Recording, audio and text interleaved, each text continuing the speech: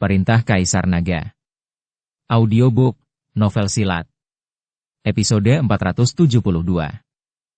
Langit berguncang bersama kehampaan. Dev dan Joseph Huo, yang telah menghilang tanpa jejak dan tidak terdeteksi keberadaannya, muncul lagi. Kedua orang itu berdiri di udara saling berhadapan, dan Joseph Huo menunjukkan senyum pahit di wajahnya. Oke. Kau menang, kata Joseph Huo.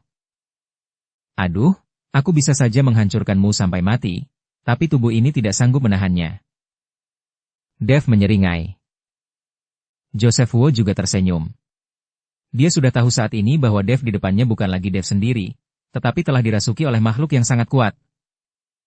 Dan dia juga seorang master yang menakjubkan dari alam surgawi. Di hadapan orang lain, dia sadar yang hanya sedikit abadi, tidak ada bedanya dengan seekor semut di hadapan sang master. Penatua Huo, kenapa kau belum membunuh Dev? Eugene Huo bertanya dengan keras ketika dia melihat Dev masih hidup. Joseph Huo melirik Eugene Huo, menggelengkan kepalanya sedikit dan berkata, jaga dirimu baik-baik. Setelah mengatakan ini, tubuh Joseph Huo tiba-tiba menghilang dengan cepat dan akhirnya menghilang. Melihat pemandangan ini, Eugene Huo tercengang. Tuan Muda Ming juga sedikit mengernyit, dan ekspresinya menjadi semakin aneh. Tuan Pelindung, itu orangnya. Bunuh dia. Vincikian menunjuk ke arah Dev dan berkata, bagaimana mungkin hanya seorang alam Mahayana bisa membuat begitu banyak dari kalian takut padanya? Lihat, aku akan membunuhnya dengan satu pukulan. Pelindung itu menatap Dev dengan tatapan jijik. Hei bocah, apa kau masih membutuhkanku? Kalau aku bertindak lagi, tubuhmu akan hancur. Kata Raja Iblis Awan Merah pada Dev. Senior, biar aku saja yang melakukannya. Dev tahu bahwa jika dia membiarkan Raja Iblis Awan Merah bertarung lagi, tubuhnya pasti akan hancur. Meskipun dia bisa membangun kembali tubuhnya, itu akan memakan waktu lama, dan Dev tidak mau menunggu. Baiklah, kau bermain sebentar. Raja Iblis Awan Merah mengembalikan kendali tubuhnya kepada Dev. Dev terdiam beberapa saat. Raja Iblis Awan Merah ini baru saja menyebut pertarungan dengan makhluk abadi sebagai permainan. Dia hanya seorang kultivator alam Mahayana. Siapakah yang akan percaya kalau dia menceritakan hal ini kepada orang lain? Seorang kultivator alam Mahayana berani bertarung dengan seorang biksu abadi. Tuan Chen, biarkan aku mencoba melawan orang besar ini. Pada saat ini, Tiwin membuat tubuhnya menjadi setinggi 100 meter dan berkata kepada Dev. Aku khawatir kau bukan tandingannya. Dev sekilas tahu bahwa Tiwin bukan tandingan pria ini. Meskipun Tiwin dulunya seorang biksu abadi, dia terjebak di tangga ke surga terlalu lama, dan kekuatannya ditekan di dunia surga dan manusia ini, jadi tidak mungkin dia bisa menjadi lawan pria itu. Tuan Chen, meskipun saya bukan lawannya, saya akan tetap mengalahkannya. Kalau tidak, kau tidak akan bisa mengalahkannya sama sekali. Setelah Tiwin mengatakan ini, dia meninju pelindung itu. Dua raksasa, setinggi 100 meter, sebenarnya sedang bertarung satu sama lain saat ini. Semua orang harus melihat ke atas dan menonton. Ledakan. 2 Tinju kedua raksasa itu saling bertabrakan, dan tubuh besar Tiwin terus mundur ke belakang, dan seluruh lengannya mulai hancur. Kemenangan diputuskan hanya dengan satu pukulan, dan Tiwin masih sedikit lebih lemah. Terlebih lagi, Tiwin telah mengalami beberapa pertempuran besar dan belum pulih sepenuhnya. Melihat lengannya yang mulai runtuh, Tiwin berkata dengan canggung, Tuan Chen, saya tidak bisa melakukannya. Biar saya sendiri. Dev melayang di udara, menatap pelindung itu dengan dingin. Wah, aku sungguh tidak ingin membunuhmu, hanya seorang kultivator alam Mahayana. Jika aku membunuhmu, aku hanya akan mengotori tanganku. Sayangnya, aku sudah berjanji untuk melindungi gerbang kering selama 3000 tahun, dan aku harus melakukannya. Aku akan membiarkanmu mati dengan bahagia, jangan khawatir. Setelah pelindung itu berkata demikian, dia meninju Dev ke udara. Ketika pukulan ini dilayangkan, jiwa-jiwa penuh dendam yang tak terhitung jumlahnya bermunculan di antara langit dan bumi, serta raungan dan jeritan melengking bergema di seluruh daratan negeri tanpa takdir. Pada saat ini, negeri tanpa takdir tampaknya telah menjadi api penyucian. Tuan Chen, Hati-hati, itu adalah tinju jiwa kematian. Tiwin melihat ini dan memperingatkan dengan keras. Pukulan jiwa kematian semacam ini, selama Anda diselimuti oleh jiwa yang penuh dendam, tidak mungkin Anda bisa bertahan hidup meskipun Anda tidak terkena serangan secara langsung. Siapapun yang dikelilingi oleh roh pendendam semacam ini, jiwanya akan terkikis dan akhirnya menjadi roh pendendam dalam tinju jiwa kematian. Ada jutaan jiwa penuh dendam yang menjaga pukulan ini, yang menunjukkan berapa banyak orang yang telah dia bunuh dengan pukulan ini. Menghadapi pukulan pelindung itu, ekspresi Dev menjadi serius dan wajahnya terlihat sangat jelek. Dev ingin menggunakan teknik konsentrasi hati untuk menyerap dan memurnikan jiwa-jiwa yang penuh kebencian tersebut, tetapi dengan begitu banyaknya jiwa yang penuh kebencian, akan dibutuhkan waktu. Bagaimana pihak lain bisa memberi waktu kepada Dev? Dev memegang pedang pembunuh naga di tangannya, ingin membuat celah dengan pedang itu dan kemudian melarikan diri dari area yang diselimuti oleh tinju jiwa kematian. Namun sebelum Dev bisa berbuat apa-apa, cincin penyimpanan di tangannya tiba-tiba bergetar, lalu binatang penelan langit kecil itu berlari keluar. Menghadapi jutaan jiwa yang penuh kebencian, mata si binatang penelan langit kecil itu berbinar. Lalu dia tiba-tiba membuka mulutnya lebar-lebar. Jutaan jiwa yang penuh dendam itu langsung tersedot ke dalam perut binatang kecil penelan langit. Mulut binatang penelan langit kecil itu bagaikan pusaran air. Jiwa-jiwa yang penuh dendam itu ingin melarikan diri, tetapi mereka tersedot dengan kuat. Melihat pemandangan ini, pelindung itu tercengang. Dia tidak tahu benda aneh apa itu. Dalam sekejap, jutaan jiwa yang penuh dendam itu tersedot, dan semua yang ada di langit dan di bumi kembali normal. Semua orang menatap kosong, berdiri di sana dalam keadaan linglung. Di bawah tatapan semua orang, binatang kecil penelan langit menjilati bibirnya, dan akhirnya kembali ke cincin penyimpanan Dev. Ketika Dev melihat binatang penelan langit kecil itu kembali, dia langsung tertawa dan berkata kepada pelindung, "Hahaha. Gimana bos? Hewan peliharaan kecilku kelaparan. Terima kasih atas makanannya." Ketika semua orang mendengar ini, mereka semua tercengang. Sang pelindung melihat jutaan jiwa yang penuh dendam menghilang dan dia mulai menangis. Brengsek. Mereka adalah jutaan jiwa pendendam yang telah kubina sepanjang hidupku. Kau harus memberiku kompensasi. Pelindung itu menangis sangat sedih saat itu. Kerja kerasnya sepanjang hidup ditelan oleh hewan peliharaan kecil yang aneh. Melihat pelindung dengan tubuh sebesar itu benar-benar menangis, Dev sedikit bingung sejenak. Setelah menangis beberapa saat, pelindung menyeka air matanya dan menatap Dev dengan tajam. "Hei bocah, tunggu saja aku akan mengingatmu." Setelah mengatakan itu, pelindung berbalik dan pergi. "Tuan pelindung, mengapa Anda pergi?" Melihat ini, Vince kian buru-buru bertanya dengan keras. "Aku telah kehilangan jutaan jiwa yang penuh dendam, apalagi yang kau inginkan dariku? Aku hanya berjanji untuk melindungi gerbang keringmu selama 3000 tahun, tetapi aku tidak mengatakan bahwa aku akan bekerja untukmu." Sang pelindung memandang Vince kian dan berkata, "Tuan pelindung, tetapi Dev akan menghancurkan gerbang kering kami, Anda harus melindungi kami." Vince kian berkata. Pelindung itu melirik Vince kian, lalu menatap Dev dan berkata, "Teman mudaku, tolong beri aku sedikit muka. Jangan ganggu gerbang kering dan biarkan mereka hidup." Pelindung itu sebenarnya memohon belas kasihan dan menunjukkan rasa hormat kepada Dev. "Oh. No. No. Tidak semudah itu, Bung. Gerbang kering harus dihancurkan." Dev menggelengkan kepalanya. Saat gerbang kering mulai melawannya dan berdiri di pihak Tuan Muda Ming, mereka ditakdirkan untuk binasa. "Brengsek. Sial, tidak bisakah kau bersikap sopan padaku? Apa kau benar-benar ingin aku menyerangmu?" Sang pelindung meraung dengan marah. "Pala Lutong. Kau bisa mencobanya."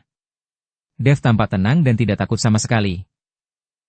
"Wah, aku memberimu wajah, kan? Apakah aku mempermalukanmu?"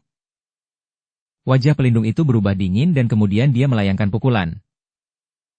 Meskipun tidak ada jutaan jiwa yang menyimpan dendam, kekuatan pukulan ini menyebabkan kehampaan bergetar dan langit serta bumi berubah warna. "Jangan takut menantu, ayah mertua ada di sini." Dengan teriakan keras, cahaya pedang mengikutinya, langsung menghalangi kekuatan pukulan itu. Ayah? Vanessa tidak dapat menahan diri untuk berteriak ketika dia melihat orang itu datang. Ternyata itu adalah penguasa wilayah utara. Penguasa wilayah utara tampak seperti makhluk abadi, memegang pedang besi hitam di tangannya. Hei! Bei tua, sejak kapan Tuan Chen menjadi menantumu? Lagi pula, kau orang tua, tidak pernah mengatakan kalau kau punya anak perempuan. Cesarlin mengerutkan kening dan bertanya ketika dia melihat penguasa wilayah utara. Dev bersama Kelly, sejak kapan dia bersama putri penguasa wilayah utara? Kaisar Lin, sebelumnya aku tidak memilikinya, tetapi sekarang aku memilikinya, dan putriku telah lama berhubungan dengan Dev. Kata penguasa wilayah utara. Ketika Vanessa mendengar ini, wajahnya tiba-tiba memerah karena malu. Karena dia pernah tidur dengan Dev, pasti ada darah Dev di tubuhnya, jadi dia akan tahu jika dia memeriksanya. Orang tua, kau hanya berada di tingkat ke-7 transformasi alam abadi negeri peri, dan kau berani menghentikanku? Sang pelindung memandang penguasa wilayah utara yang muncul dan berteriak dengan marah. Aku tidak bisa menghentikanmu sendirian, tapi bagaimana dengan kami berlima? Setelah mengatakan itu, 4 aura mengerikan lagi datang dari langit. 5 penguasa wilayah dari timur, selatan, barat, utara dan tengah semuanya ada di sini. Dev mengenal penguasa wilayah selatan, penguasa wilayah barat, dan penguasa wilayah utara. Lagi pula, dia pernah bertemu mereka sebelumnya. 2 tuan lainnya agak asing baginya. Terutama penguasa wilayah barat, yang ditakuti oleh Tuan Si begitu dia muncul. Temanku yang masih muda, apa kabar? Kami berlima orang tua di sini untuk membantumu, jangan takut. Penguasa wilayah barat mendatangi Dev dan berkata dengan nada menyanjung. Melihat penguasa wilayah barat begitu menyanjung Dev, semua orang tercengang. Terutama Cesarlin, dia tidak mengerti apa yang salah dengan penguasa wilayah barat yang begitu menyanjung Dev. Penguasa wilayah utara menatap penguasa wilayah barat dan tak dapat menahan senyum. Hanya dia yang tahu bahwa penguasa wilayah barat begitu ketakutan hingga dia mengompol sepanjang jalan. Senior, terima kasih atas bantuanmu. Dev berkata sambil tersenyum. Sama-sama. Sama-sama. Karena kau menantu penguasa wilayah utara, kita adalah keluarga. Jangan khawatir. Setelah penguasa wilayah barat mengatakan ini, dia menatap pelindung itu dan berkata, dasar idiot besar, kami berlima akan melawanmu dan melihat apakah kami bisa membunuhmu. Setelah berkata demikian, penguasa wilayah barat mengambil alih pimpinan. Dia harus tampil baik di depan Dev. 4 penguasa wilayah lainnya juga menyerang bersama dan menyerang pelindung. Melihat ini, sang pelindung mulai bertarung dengan 5 penguasa wilayah. Tuan Muda Ming sedikit mengernyit saat melihat kelima penguasa wilayah yang muncul, dengan ekspresi tidak percaya di wajahnya.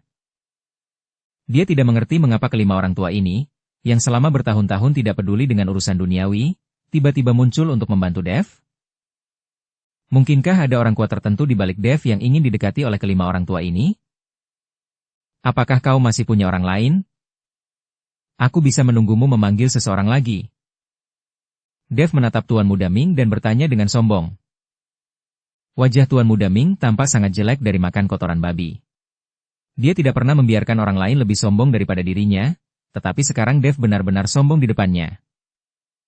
Tubuh Tuan Muda Ming gemetar dan wajahnya merah karena marah, tetapi sungguh tidak ada seorang pun yang dapat dia panggil saat ini. Sekarang dia hanya berharap agar pelindung gerbang kering dapat mengalahkan 5 penguasa wilayah, maka keseimbangan akan condong ke pihaknya. Bersamaan dengan gemuruh yang datang dari langit, sinar cahaya terus memancar keluar. Hanya dalam sekejap, beberapa sosok perlahan muncul. Pelindung itu memasang ekspresi jelek di wajahnya, tetapi kelima penguasa wilayah juga tidak tampak santai. Oke. Lupakan saja, itu hanya janji. Tidak perlu mempertaruhkan nyawa. Aku pergi. Setelah mengatakan ini, pelindung itu berbalik dan pergi. Tak lama kemudian, sosok itu menghilang di langit, dan Vincikian menatapnya dengan bingung. Apa-apaan Tuan Pelindung ini? Jika ada bahaya, lari saja. Apa gunanya melindungi? Tuan Muda Ming berdiri di atas kapal tulang dan menatap dingin ke arah Vincikian dan Eugene Huo. Sampah. Tak satu pun dari mereka berani berbicara. Lagi pula, Apakah mereka hidup atau mati bergantung pada kata-kata Tuan Muda Ming. Jika mereka tidak memiliki perlindungan dari Raja Empat Neraka, mereka pasti sudah dihancurkan oleh Dev sejak lama. Untung saja kita memiliki penangkal formasi besar langit dan bumi. Kalau tidak, kita berlima benar-benar tidak sebanding dengan si idiot besar itu. Penguasa wilayah utara menarik napas dalam-dalam dan berkata dengan sedikit terkejut. Ketika Dev melihat bahwa kelima penguasa wilayah telah menang, ekspresi di wajahnya langsung berubah menjadi sarkastis. Kalian semua goblok idiot, mengikuti Tuan Muda Ming untuk mengincarku. Kalian tidak menyangka ada orang di belakangku, kan? Karena kau telah memilih untuk berdiri di pihak Tuan Muda Ming, jangan salahkan aku karena bersikap kasar. Setelah Dev selesai berbicara, dia melihat kelima penguasa wilayah dan berkata, "Lima senior, saya harap kalian dapat mengambil tindakan dan menghancurkan 3 sekte besar dan keluarga Huo." Menantu, itu tak masalah. Oke lah kalau begitu. Segerakan. Dukung channel Novel Silat dengan subscribe, follow, like, komen dan share. Penguasa wilayah utara mengangguk, lalu berkata kepada penguasa wilayah lainnya, "Saudara-saudara, saatnya bagi kita untuk bertindak." 5 penguasa wilayah bergegas menuju Vince Qian, Eugene Huo dan yang lainnya. Melihat ini, Caesar Lin, Taois Walis dan yang lainnya juga memimpin anak buahnya untuk menyerang 3 sekte besar dan keluarga Huo. Dengan partisipasi 5 penguasa wilayah, 3 sekte besar dan keluarga Huo tidak dapat menghentikan mereka sama sekali. Tuan Muda Ming, tolong. Tuan Ming, tolong selamatkan kami dengan cepat. Vince Qian dan Eugene Huo terus meminta bantuan Tuan Ming.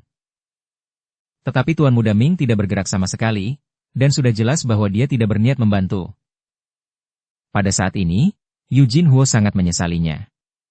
Awalnya dia tidak ingin terlibat, tetapi sekarang dia malah terlibat dan akan dihancurkan. Pembantaian sepihak dimulai, dan para biksu dari 3 sekte besar dan keluarga Huo dibantai satu demi satu. Gimana? Sekarang giliran kita bermain. Dev menatap Tuan Muda Ming dengan bercanda. Ekspresi Tuan Muda Ming sangat jelek. Alasan mengapa dia begitu hebat dan sombong adalah karena dia memiliki orang di belakangnya.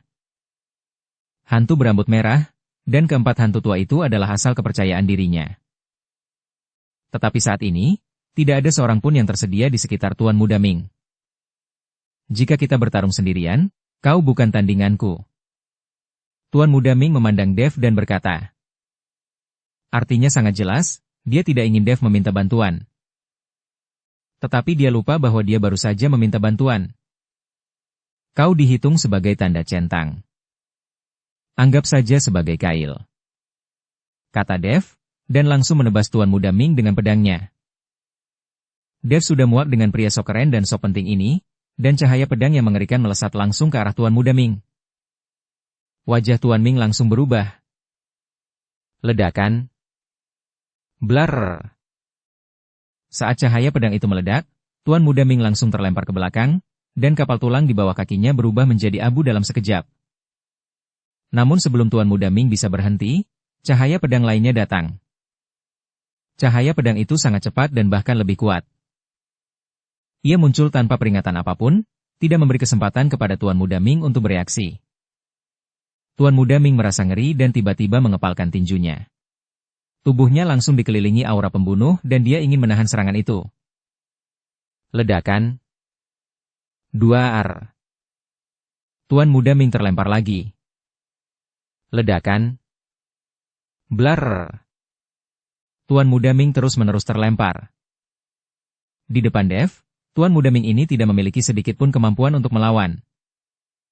Bahkan dengan keadaan seperti ini, kau masih berani bersikap sok keren sok penting. Brengsek? Dev mencibir. Dia tidak menyangka Tuan Muda Ming begitu tidak kompeten. Orang ini terlihat sangat mengagumkan, tetapi ternyata dia hanya berpura-pura. Tuan Muda Ming terpental berulang kali, dan perisai jahat di sekujur tubuhnya telah retak. Pada saat ini, dia tidak bisa berkata apa-apa. Semua orang yang harus direkrut telah dipanggil, dan semua sarana yang diperlukan telah digunakan. Tetapi siapa yang menyangka akan ada begitu banyak orang kuat di belakang Dev, gelombang demi gelombang, seolah-olah mereka tidak akan pernah bisa dibunuh. Pada akhirnya, Bahkan 5 penguasa wilayah datang membantu Dev. Jika bukan karena orang-orang ini, Dev pasti sudah menjadi mayat sekarang. Sekarang semua cara telah digunakan, tidak ada yang bisa dilakukan Tuan Muda Ming. Tetapi Tuan Muda Ming tidak tahu bahwa orang berkuasa sesungguhnya di balik Dev adalah Tuan Si. Tuan Si belum muncul, kalau tidak, Raja Empat Neraka pasti sudah tidak ada sejak lama. Orang sok keren sok penting. Awas, pedang lain akan datang. Dev mengayunkan pedang lainnya ke Tuan Muda Ming. Dia juga memberitahu Tuan Muda Ming bahwa sudah jelas Dev sedang mempermainkannya. Tuan Muda Ming mengerutkan kening dan buru-buru mengangkat tangannya untuk menghalangi. Tetapi dia menemukan bahwa ketika cahaya pedang mencapai matanya, cahaya itu langsung menghilang dan tidak menyerangnya. Tuan Muda Ming tertegun sejenak, lalu dia menjadi marah dan berkata, "Brengsek! Laknat! Kau ingin bertarung? Bertarunglah. Siapa yang ingin kau takuti?" Tuan Muda Ming mengira Dev mencoba menakutinya. Tetapi Dev hanya tersenyum dan tidak menjawab. Ketika Tuan Muda Ming melihat ekspresi Dev, dia selalu merasa sedikit menyeramkan dan menakutkan. Tiba-tiba, Tuan Muda Ming merasakan aura berbahaya. Ketika dia berbalik, dia menemukan cahaya pedang telah muncul di belakangnya pada suatu titik. Wajah Tuan Muda Ming berubah drastis dan dia bertanya dengan heran, "Anjing. Bagaimana ini mungkin?" Cahaya pedang itu jelas menghilang di depan matanya. Jadi bagaimana bisa tiba-tiba muncul di belakangnya? Tuan Muda Ming tidak tahu bahwa pedang pembunuh naga milik Dev adalah pedang spiritual. Sekalipun Dev tidak peduli sama sekali, roh pedang Zhongli masih bisa mengendalikan pedang pembunuh naga untuk menyerang. Melihat cahaya pedang begitu dekat, Tuan Muda Ming hanya bisa meraung, dan energi pembunuh keluar dari tubuhnya, menyelimuti Tuan Muda Ming. Dia sekarang hanya bisa bertahan secara pasif dan tidak punya kekuatan untuk melawan Dev. Ledakan. 2 Cahaya pedang tiba dalam sekejap, dan roh jahat di sekitar Tuan Muda Ming langsung dikalahkan, dan dia terbang mundur lagi. Tetapi orang itu masih di udara, dan pedang Dev datang lagi. Satu demi satu pedang. Tidak memberi Tuan Muda Ming kesempatan untuk bernapas. Dev melakukan ini dengan sengaja hanya untuk membuat Tuan Muda Ming pingsan dan membuatnya berpura-pura tenang sepanjang hari. Boom, boom, boom. Tuan Muda Ming seperti bola, yang dilempar ke sana kemari oleh cahaya pedang Dev. Cukup. Tang. Tiba-tiba, Tuan Muda Ming berteriak keras, dan kemudian tubuhnya mulai gemetar. Akhirnya mukanya berubah menjadi ganas dan dia berubah menjadi hantu. Terlihat Tuan Muda Ming membuka mulutnya yang berdarah, dan semua biksu yang mati di tanah berubah menjadi gumpalan gas hitam, yang semuanya tersedot ke dalam tubuh Tuan Muda Ming. Melihat pemandangan ini, Dev mulai mengaktifkan teknik konsentrasi hati dan mulai bersaing dengan Tuan Muda Ming untuk menyedot roh-roh jahat ini. Dia tahu bahwa Tuan Muda Ming ini menggunakan para biksu yang sudah mati ini untuk memulihkan energi jahat dalam tubuhnya. Entah sudah berapa lama, namun para biksu yang tergeletak di tanah itu sudah menghilang tanpa jejak, hanya meninggalkan bekas-bekas hitam berbentuk manusia di tanah. Kabut hitam mengelilingi Tuan Muda Ming, dan ia perlahan kembali ke wujud manusia. Dev, kita berdua tidak punya dendam. Kau mempermainkanku hari ini, jadi jangan salahkan aku. Tuan Muda Ming berkata dengan dingin. Palalu. Kau sudah membunuh begitu banyak orang-orangku, dan sekarang kau bilang kau tidak punya dendam padaku?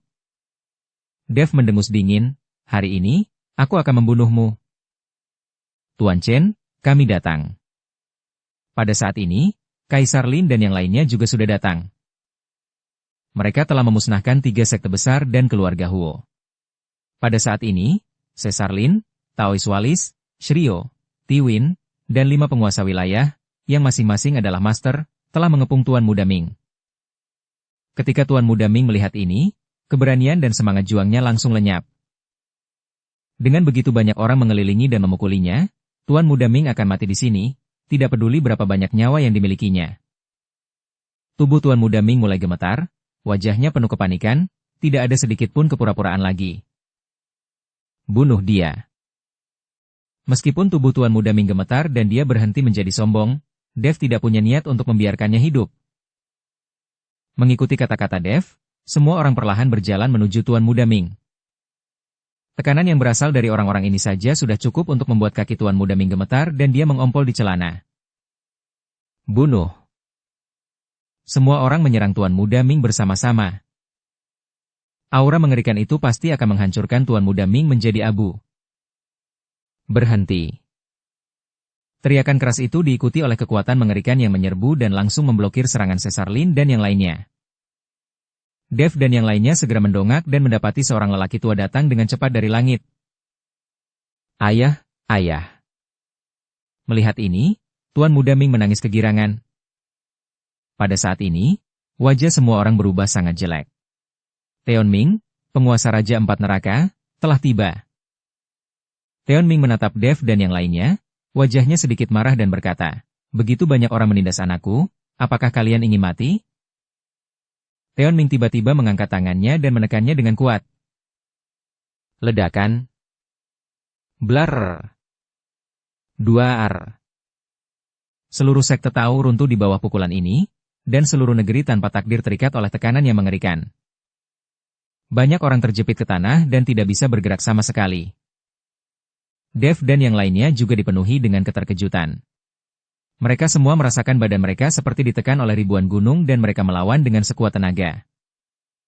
Darah mulai mengalir dari sudut mulut Dev, dan semua orang mengatupkan gigi mereka. Hanya dengan mengangkat tangannya, dia membuat orang-orang ini merasakan napas kematian. Ini menunjukkan betapa mengerikannya kekuatan penguasa Raja Empat Neraka. Melihat ini, Tuan Muda Ming mulai bertindak sombong lagi. Hei! Dev, mampus! Kau masih saja sombong di hadapanku. Ayahku hanya melambaikan tangannya dan mengubah kalian semua menjadi abu. Tuan Muda Ming menatap Dev dengan ekspresi sombong di wajahnya. Wajah Dev tampak sangat jelek. Dia tidak menyangka ayah Tuan Muda Ming juga akan datang. Sekarang mereka semua sudah kelelahan, bagaimana mungkin mereka bisa mengalahkan Teon Ming? Banyak orang menunjukkan ketakutan di wajah mereka. Bahkan kelima penguasa wilayah hanya bisa bertahan dengan susah payah dan tidak punya waktu untuk memperdulikan hal lain. Putus asa. Hati semua orang dipenuhi dengan keputusasaan. Dihadapkan dengan kekuatan absolut, orang-orang ini benar-benar tidak punya jalan keluar. Dev menggertakkan giginya, segala macam kekuatan dalam tubuhnya terus-menerus melonjak, tetapi dia masih tidak dapat melepaskan diri dari tekanan itu. Berdengung. Wus. Tiba-tiba, sebuah kekuatan misterius meletus antara langit dan bumi, dan kekuatan penindas itu runtuh dalam sekejap. Semua orang menghela napas lega. Ekspresi Teon Ming menegang dan dia tak dapat menahan diri untuk tidak melihat ke sekelilingnya. Pada saat ini, seorang lelaki tua yang diselimuti kabut hitam datang perlahan. Saat kabut hitam menghilang, Dev tiba-tiba terkejut. Setelah melihat lelaki tua itu, tubuh Teon Ming bergetar hebat, dan dia jatuh berlutut dengan bunyi gedebuk. Ayah, Tuan Muda Ming terkejut ketika melihat ayahnya berlutut. Bocah goblok. Berlututlah cepat. Bersambung ke episode 473. Dukung kami dengan subscribe, follow, like, komen dan share. Terima kasih.